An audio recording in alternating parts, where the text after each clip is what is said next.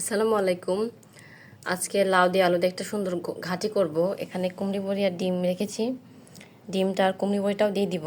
এখন এই যে কুমড়ি বড়িটা ভেজে নিব তেলে।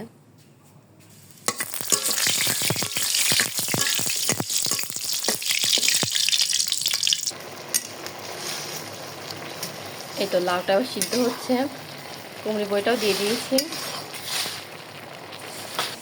এই তো লাউ ঘাঁটিটা প্রায় শেষ। এবার নামিয়ে তেল দিয়ে দিব। এই যে তেলে পেঁয়াজ আর রসুন দিয়ে দিলাম, জিরাও দিয়ে দিলাম। এবার ডিম ভেঙে দিয়ে দিলাম। সুন্দর করে এটা মিশিয়ে দিব পেঁয়াজ রসুনের সঙ্গে।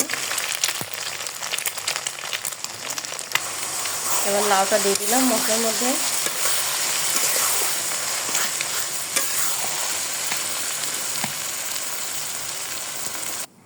এই তো আমার লাউ ঘাঁটি হয়ে গেল। আজকে কুমড়ি বড়ি আর ডিম দিয়ে লাউ ঘাঁটি করলাম, মজাদার। আপনারা অবশ্যই বাসায় বানাবেন, খুব ভালো লাগবে খেতে।